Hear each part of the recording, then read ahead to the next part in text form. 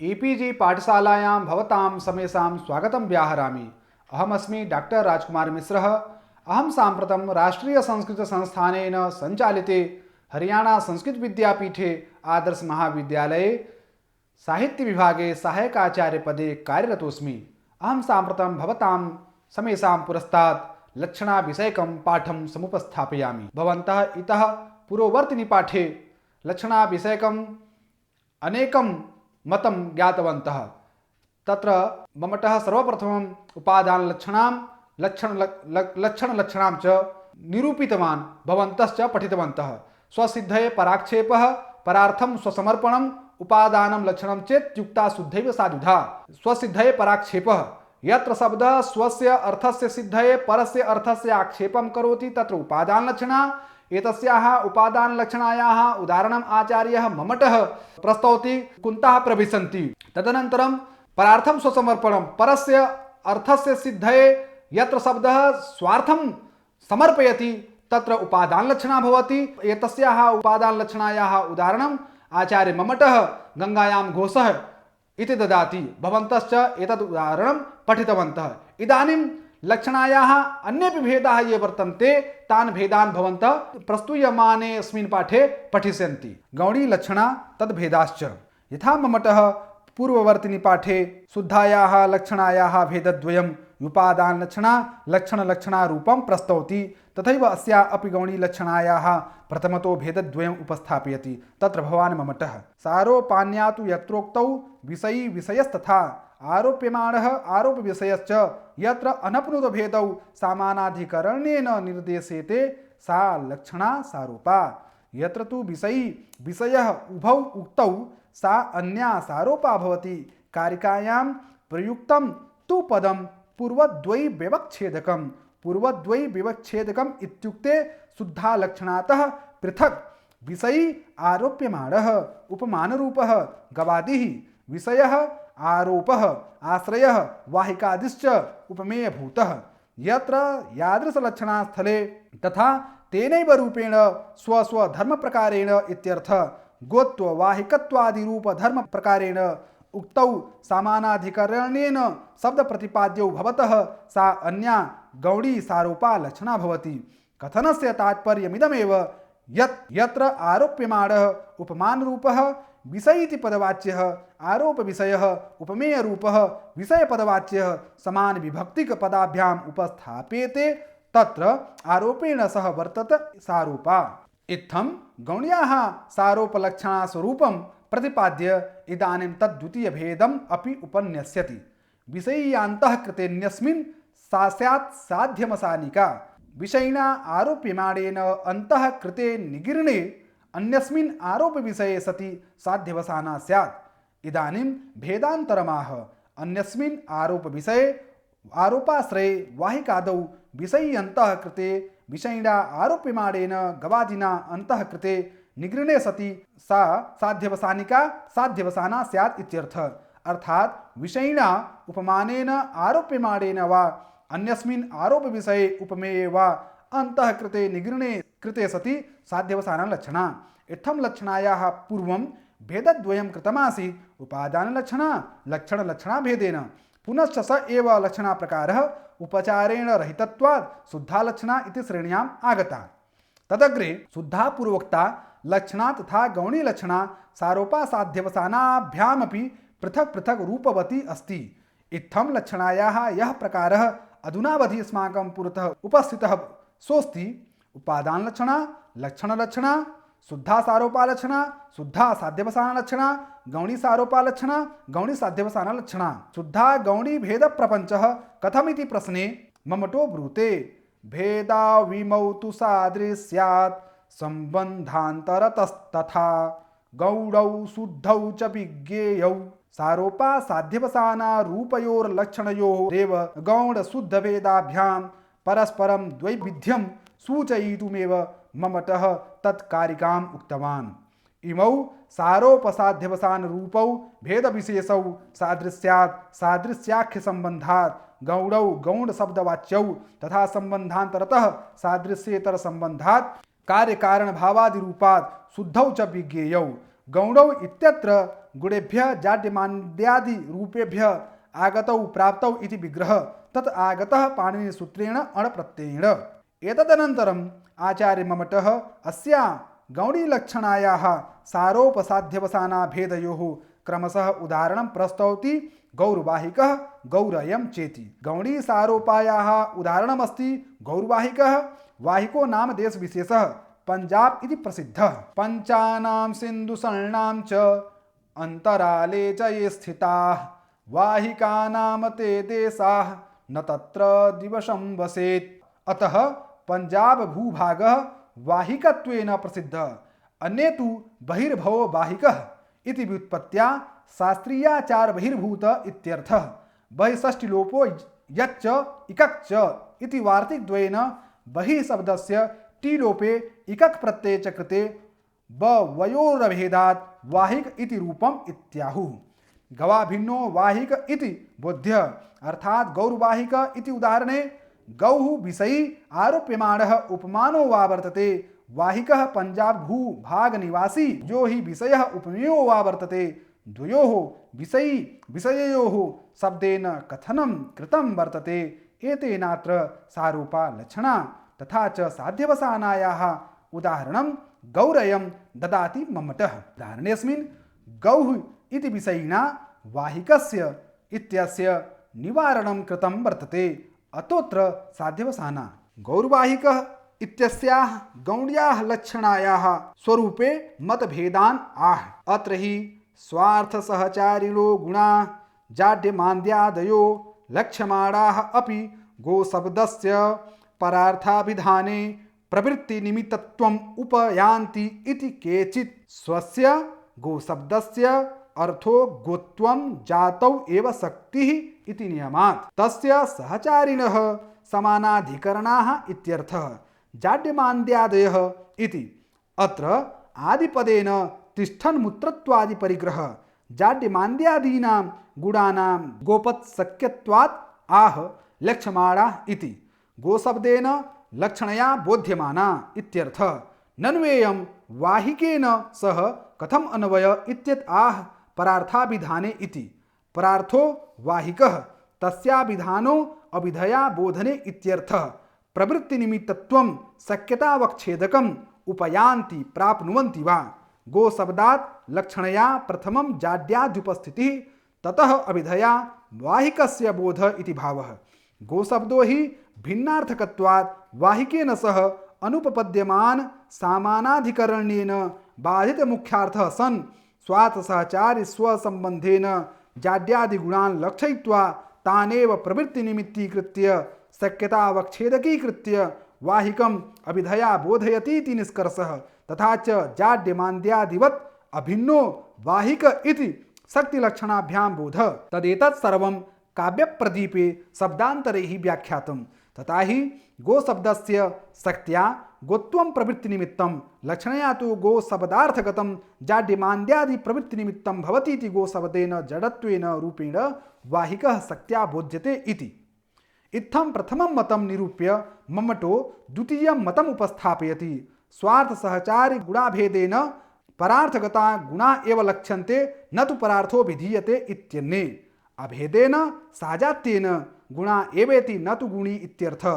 तस्य आक्षेपेण वाहिक शब्दादेव लाभात् इति भावः। तेन अन्य लभ्यत्वेन नाभिधा तथा नन्विति न तु गोशब्देन परार्थो वाहिको विधीयते अभिधया प्रतिपाद्यते इत्यर्थः। तथा च गोगत जाड्य सजातीय जाड्यवान वाहिक इति बोधः इति अन्ये इत्यस्मिन् पक्षे अस्वरसोद्भावनम् तद्बीजं तु एकधर्मिबोधकत्व अभावात् गौरवाहिक इति समानाधिकरणानुपपत्तिः न च जातिशब्दौ इव अनुमान सहकृतपदेन व्यक्तिबोधान्न अनुपपत्तिरिति वाच्यम्। अन्वयानुपपत्त्या परसरन्त्याः लक्षणायाः साक्षात् अन्वययोग्यार्थ बोधकतैव उचिता इत्यभिप्रायात् इति स्पष्टम्।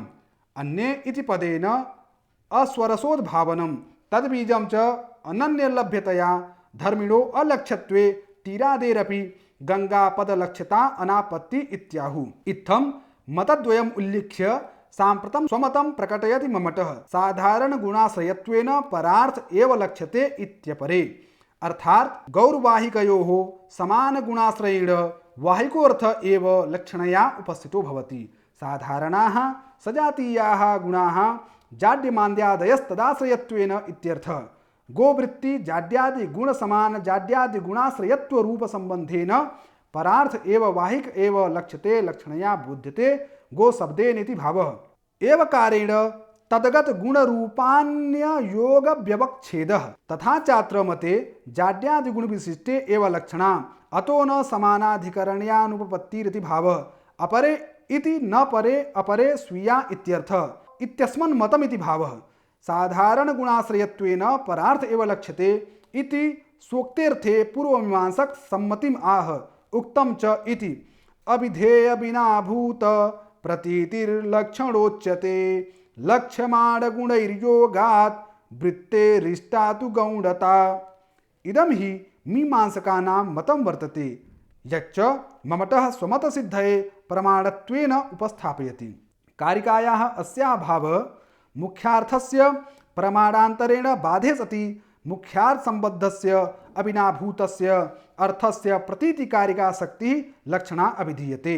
तथा च लक्ष्यमाणानां जाड्यमान्द्यादीनां गुणानां बाहिके वर्तमानत्वात् अस्याः लक्षणावृत्तेः गौणता जायते अर्थात् गुणेभ्यः आगतत्वात् गौणी लक्षणा उच्यते।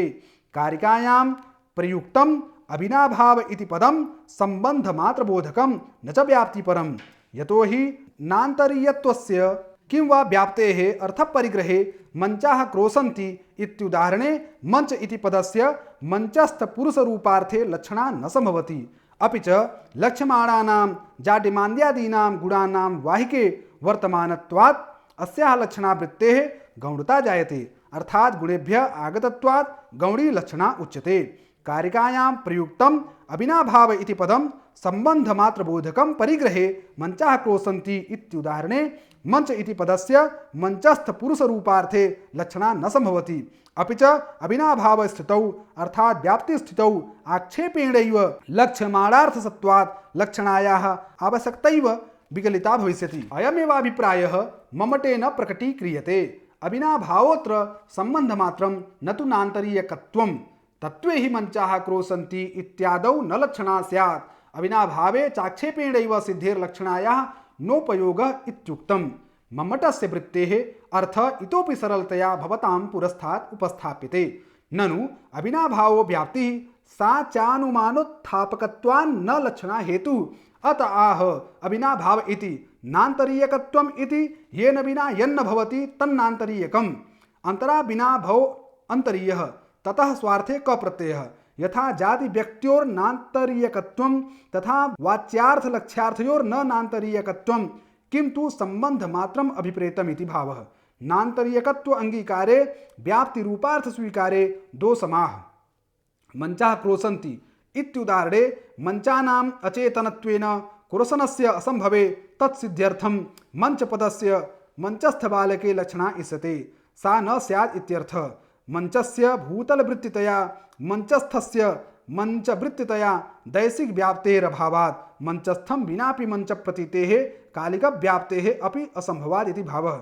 ननु क्रोशन काले व्याप्ति अस्तेव एतदर्थं दूषणान्तरम् आह अविनाभावे चेति व्याप्तौ सत्यां तु इत्यर्थः।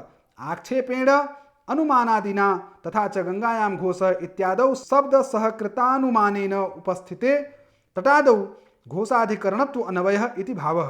एवं सादृश्य संबंध मूलकयोः गौणयोः सारोपसाध्यवसानयोः लक्षणाभेदयोः उदाहरणम् अभिधाय संप्रति संबंधांतर मूलकयोः शुद्धयोः आरोपसाध्यवसानयोः लक्षणाभेदयोः उदाहरणं दर्शयन् मम्मटः संबंधांतरतः इति सूत्रस्थं व्याकरोति। आयुर्घृतम् इत्युदाहरणं वर्तते शुद्धायाः सारोपायाः। आयुरेवेदम् इत्युदाहरणं वर्तते शुद्धायाः साध्यवसानायाः। तत्र प्रथमं विवेच्यते आयुर्घृतम् आयुः दीर्घकाल जीवनं घृतं जनकम् आयुर्जन्यं जन्य जनक भाव संबंधः तयोश्च लक्षणया अभेदः। आयुर्जनकत्वात् घृतमायुः शब्देन लक्ष्यते इत्यर्थः। तेन आयुरभिन्नं घृतमिति बोधः। अत्र अन्यस्मिन् वस्तुनि आयुर्वर्धन सामर्थ्यं घृतवत् नास्ति इति प्रयोजनम्। अत्र सादृश्य प्रतीतिः द्वयोः विषय विषययोः उपमानोपमेययोः नास्तीति कारणात् नात्र गौणी लक्षणा प्रत्युत सादृश्येतर संबंधा कार्यकारण रूपत्वाद शुद्धा सारूपा लक्षणा। अत्र आयुः कार्यं घृतं च तत्कारकं कारणं वा आयुर्घृतयोः पदयोः साक्षात् कथनादत्र शुद्धा सारूपा लक्षणा। इदानीं शुद्धायाः साध्यवसानायाः लक्षणायाः उदाहरणं ममटानुसारं विवेचयामि। आयुरेवेदम्। अत्र आयुः आरोप्यमाणः विषयी उपमानरूपः वर्तते। तेन च घृतम् इति विषयः निगृह्णः अतोऽत्र साध्यवसाना लक्षणा वर्तते। पूर्वोदाहरणवत् अत्रापि सादृश्य संबंधो नास्ति कार्यकारण संबंधत्वात् अत्र शुद्धा साध्यवसाना लक्षणा वर्तते। एतेषु चतुर्षु उदाहरणेषु गौरवाहिकः गौरयम् आयुर्घृतम् आयुरेवेदम् इति रूपेषु आदितो उदाहरणद्वये अर्थात् गौरवाहिकः गौरयम् इत्यत्र गौणीभेदद्वये आरोप्यमाणस्य गोपदस्य आरोपविषयस्य वाहिकस्य परस्परं भेदे सत्यपि तयोः तादात्म्यप्रतीतिः लक्षणया जायते। तथा च तयोः सर्वथा अभेदबोधनं तस्याः गौणीलक्षणायाः प्रयोजनं। शुद्धायाः लक्षणायाः आयुर्घृतम् इति सारोपसाध्यवसानभेदयोः अन्यवैलक्षण्येन तथा च नियमेन कार्यकारित्वादिकं लक्षणायाः प्रयोजनम्। अर्थात आयुर्घृतम् इत्यत्र अन्यवैलक्षण्येन जनकान्तरवैलक्षण्येन क्षीरादि वैसादृश्येन कार्यकारित्वम्। आयुरेवेदम् इत्यत्र घृतं क्षीरादिवत् आयुष्यं प्रति न व्यभिचरति इति अव्यभिचारेण नियमेन कार्यकारित्वं प्रयोजनम् इति। लक्षणायाः रूपान्तरम्। इत्थं भवन्तः सादृश्यात् भिन्न संबंधस्य सत्वात् शुद्धा लक्षणा भवति इति ज्ञातवन्तः। तद्विषयकम् उदाहरणद्वयमपि भवन्तः ज्ञातवन्तः। तथैव कानिचन अन्यानपि उदाहरणानि ममटः अग्रे दर्शयति येषु सादृश्येतर भिन्न संबंधो लक्षणायाः प्रयोजको वर्तते। तादर्थ्यात् लक्षणा ममटः संबंधान्तरस्य तादर्थ रूपस्य लक्षणा प्रकारस्य उदाहरणं प्रस्तौति। इंद्रार्था स्थूणा इंद्रः तस्मै इदं तदर्थं तदर्थस्य भावः तादर्थ्यं तस्मात् तादर्थ रूप संबंधात् इत्यर्थः। उपकार्योपकारक भाव रूप संबंधात् इति उपचारो नाम लक्षणैव। इंद्र पूजा प्रयोजनिका इंद्रार्था स्थूणा स्तंभ सा च क्वचित् यज्ञादि कर्म विशेषे इंद्रार्था इंद्राय निवेदिता भवति इति तस्याम इंद्र इति पद प्रयोगो लाक्षणिक एव। स्वस्वामी भाव संबंधात् लक्षणा क्वचित् लक्षणा स्वस्वामी भाव संबंधात् अपि जायते। एतदर्थं ममटः उदाहरणं ददाति यथा राजकीयः पुरुषो राजा अर्थात क्वचित् राज्ञः विश्वासपात्रं जनोपि स्वस्वामी संबंधात् राजा इत्युच्यते। अवयवी संबंधात् लक्षणा क्वचित् हि लक्षणा अवयवी भावादपि संपद्यते। यथा अग्रहस्तः इति रूपे कथ्ये हस्त एव व्यवहारेण कथ्यते जनैः। तात्कर्म्यात् लक्षणा क्वचित् इयं शुद्धा लक्षणा कर्म विशेष संपादन करणादपि जायते।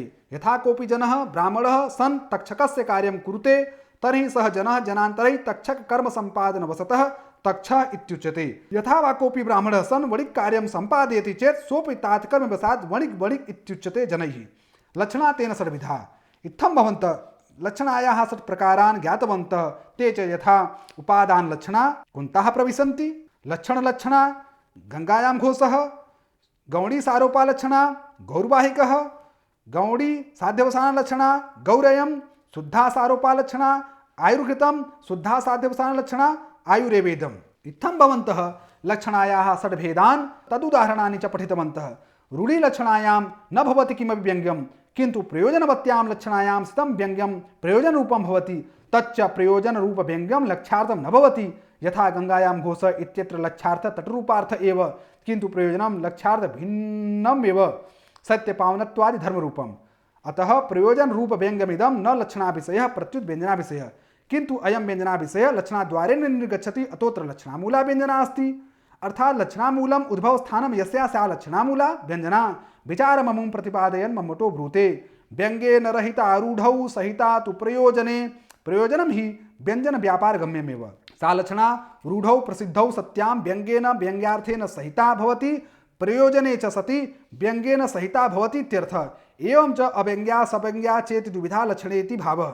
अव्यङ्ग्या रूढिलक्षणा सव्यङ्ग्या प्रयोजनवती ननु प्रयोजनवत्यां लक्षणायां कथं व्यङ्ग्य नियमः। प्रयोजनं हि व्यञ्जन व्यापार गम्यमेव व्यञ्जन रूपो यो व्यापारः तद्गम्यमेव इत्यर्थः। गूढागूढ व्यङ्ग्य प्रकारः तच प्रयोजन रूपम व्यंग्यम द्विविधम गूढ़रूपेण अगूढ़रूपेण चेति। अर्थात क्वचित प्रयोजन रूप व्यंग्यम गूढ़म दुर्गेयम सहृदयैकगम्यम क्वचित वा अगूढ़म स्पष्टम सर्वजन वेद्यम च भवति। गूढ़म व्यंग्यम कथम श्रुतं भवति काव्ये इति प्रश्ने आचार्यो मम्मटः उदाहरति। मुखम विकसित स्मितं वसित वक्रिम प्रेक्षितं समुच्छलित विभ्रमा गतिरपास्त संस्थामतिः उरो मुकुलितस्तनं जगनमंसबद्धोधुरं बतेन्दुवदनातनौ तरुणिमोद्गमो मोदते। कश्चित् युवा कांचित् युवतीं विलोक्य आह इदं लक्षणामूलध्वनेरुदाहरणम्। इंदुवदनायाः तनौ शरीरे तरुणिम्नः तारुण्यस्य उद्गमः आविर्भावो मोदते स्फीतो भवति इत्यर्थः। उत्कृष्ट वस्तु संबंधात् स्वयमपि उत्कृष्ट भावं प्राप्त इति भावः। प्रकृत्यैव इयम् इंदुवदना तत्राप्येवं विध नव यौवन विजृंभणम् इत्यति कष्टम् आपतितं विदग्ध युवजनस्य इति एवं खेदे वत्। स्फीतता चिह्नम् अनेक स्थाने अनेक विध कार्य जनन रूपम दर्शयति। मुखम वक्त्रम विकसित स्मितं विकसितं प्रसृतं स्मितं हास्य विशेष रूपम यत्र तथा भूतम एवं प्रेक्षितं प्रेक्षणम अवलोकनम इत्यर्थः। भावेक्तः वसितः वशीकृतः स्वाधीनीकृतः वक्रिमा वक्रत्वं तिर्यगामित्वं येन तथा भूतं तथा गतिः गमनं समुच्छलिताः निरन्तरम् अतिशयेन प्रादुर्भूताः विभ्रमाः भावभेदाः यस्यां तथा भूता तथा मति बुद्धि अपास्ता त्यक्ता संस्था परिमित विषयत्वं यया तथा भूता अनेक विषय संचारिणी इति यावत्। तथा उरः वक्षस्थलं मुकुलितौ मुकुलाकारौ ईषदुन्नतौ स्तनौ यत्र तादृशं जघनम् उरुमूलभागः असम्बन्धेन अवयवानां दृढबद्धेन उद्धुरं विलक्षण रतियोग्यं यद्वा असम्बद्धो रतिबन्ध विशेषस्तत्र योग्यम इत्यर्थः। तथा च साधारण स्फुटादि उन्मेष स्फुटमेव यौवनोद्गमम् अवगमयति इति भावः। अत्र विकासस्य पुष्पधर्मस्य स्मिते वशीकरणस्य चेतनधर्मस्य प्रेक्षिते ऊर्ध्वगति विशेष रूप समुच्छलनस्य मूर्तद्रव्यधर्मस्य विभ्रमे संस्थायाः मर्यादायास्त्यागस्य चेतनधर्मस्य गतौ मुकुलितत्वस्य पुष्पधर्मस्य स्तनयोः उद्धुरत्वस्य उत्कृष्ट धुरावत्वरूपस्य चेतनधर्मस्य जघने मोदस्य हर्षस्य चेतनधर्मस्य यौवनोद्गमे बाधितत्वात् विकासादिपदैः उपदर्शित पदार्था लक्ष्यन्ते लक्षणया बोध्यन्ते इत्याशयः। तत्र विकासेन असंकुचितत्व संबंधेन सातिशयत्वं लक्ष्यते सौरभादि व्यंग्यं वशीकरणेन स्वाधीनत्वं लक्ष्यते अभिमत विषय प्रवृत्ति संबंधः युक्तानुरागित्वं व्यंग्यं समुच्छलनेन बाहुल्यं लक्ष्यते प्रयोज्य प्रयोजक भाव संबंध सकल मनोहारित्वं व्यंग्यं संस्थापासनेन अधीरत्वं लक्ष्यते हेतु हेतुमद भाव संबंध पूर्व मुग्धतया गुरुजन सन्निधौ प्रियतमे अपि अंगीकृत मर्यादा अतितरा आसीत् इदानीं तु मोग्ध त्यागा न तथा इत्यनुरागात् सयो व्यंग्यः। मुकुलितत्वेन काठिन्यं लक्ष्यते निबिडावयवत्वं संबंध यद्वा उद्भिन्नत्वं लक्ष्यम् आलिंगन योग्यत्वं व्यंग्यम् उद्धुरत्वेन विलक्षण रति योग्यत्वं लक्ष्यते भार सहन क्षमत्वं संबंधः रमणीयत्वं लक्ष्यते जन्य जनक भाव संबंधः स्पृहणीयत्वं व्यंग्यम्। अत्र एतानि व्यंग्यानि काव्यवासना परिपक्व बुद्धेः हृदयस्यैव प्रकाश्यन्ते इति गूढानि अतो गूढव्यंग्यमिदं काव्यम्। इत्थम् आचार्य मम्मटः गूढव्यंग्यं निरूप्य अगूढव्यंग्यं निरूपयति। श्रीपरिचया जडा अपि भवन्त्यभिज्ञा विदग्धचरितानाम् उपदिशति कामिनीनां यौवन मद एव ललितानि। जडाः अनभिज्ञा अपि जनाः श्रियो लक्ष्म्याः परिचयः प्रथम संबंधः तस्मादेव विदग्धानां चतुराणां यानि चरितानि चरित्राणि तेषां यं कर्मणि षष्ठी अभिज्ञा ज्ञातारो भवन्ति तत्रार्थान्तरं न्यस्यति। यौवनमदः यौवनस्य मदः हर्षः भरः इति भावः स एव कामिनीनाम् अथवा कामिनीभ्यः इत्यर्थः ललितानि उपदिशति आविष्करोति इत्यर्थः। ललितं च कुमारतयांगनानां विन्यासो ललितं भवेत्। अन्यदपि ललित लक्षणं यथा अनाचार्योपदिष्टं स्यात् ललितं रतिचेष्टितं बहुवचनमत्र पद्यस्मिन् प्रयुक्तम् उपदिशति इति पदम् अगूढव्यङ्ग्यतया स्थितम्। अत्र ज्ञानानुकूल शब्द प्रयोग उपदेशकर्तृकत्वस्य चेतनधर्मस्य अचेतने यौवनमदे बाधात् सामान्य विशेष भाव संबंधेन आविष्कार मात्रं लक्ष्यम् अनायासेन ललित ज्ञानं व्यङ्ग्यम् इदं हि व्यङ्ग्यं हृदयेतरैरपि अभिधेयवत् वेद्यम् इति अगूढम्। इदानीं भवतां समेषां पुरस्तात् विषय संग्रहः क्रियते। भवन्तः प्रस्तुत पाठेन लक्षणायाः षड्विधात्वं पठितवन्तः। लक्षणातेन षड्विधा इति वचनेन पूर्वस्मिन् पाठे भवन्तः लक्षणायाः भेदद्वयं पठितवन्तः आसन्। इदानीं लक्षणायाः अन्ये ये भेदाः आसन् तान् भेदान् भवन्तः पठितवन्तः। सर्वप्रथम शुद्धा सारोपा लक्षणां भवन्तः पठितवन्तः, तदनन्तरं शुद्धा साध्यवसाना लक्षणां भवन्तः पठितवन्तः। शुद्धा सारोपा लक्षणायाः लक्षणं वर्तते सारोपान्या तु यत्रोक्तौ विषयी विषयस्तथा, यत्र विषयी विषयश्च समानाधिकरणेन शब्दोपात्तौ भवेतां तत्र सारोपा लक्षणा वर्तते। यथा गौर्वाहिक अत्र गौः विषयी वर्तते, वाहिकः विषयः वर्तते, एतयोः द्वयोः विषयी विषययोः शब्देन कथनं कृतं वर्तते, तस्मादत्र सारोपा लक्षणा वर्तते। कुत्रचित् विषयी अन्तः कृतेन्यस्मिन् सा सा स्याध्यवसानिका इति कथनेन यत्र विषयिना विषयस्य आरोपः क्रियते, निगरणं वा क्रियते, तत्र साध्यवसाना लक्षणा जायते।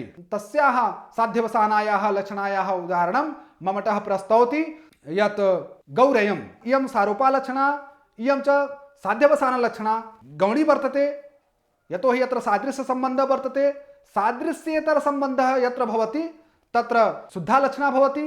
तर्हि शुद्धायाः लक्षणायाः सारोपायाः उदाहरणं ममटः प्रस्तौति आयुर्घृतं, शुद्धायाः साध्यवसानायाः लक्षणायाः उदाहरणं प्रस्तौति ममटः आयुरेवेदम्। इत्थं ममटः लक्षणायाः षड्भेदान् उपस्थापयति। अर्थात् उपादान लक्षणा यस्याः उदाहरणं वर्तते कुन्ताः प्रविशन्ति, तदनन्तरं लक्षणा यस्याः उदाहरणं वर्तते गंगायां घोषः, पुनश्च गौरी सारोपा लक्षणा यस्याः उदाहरणं वर्तते गौर्वाहिकः, पुनश्च गौणी साध्यवसाना लक्षणा वर्तते यस्याः उदाहरणं गौरयम् इति अस्ति। अनेनैव क्रमेण प्रस्तुत पाठोऽयं समाप्तिमेति।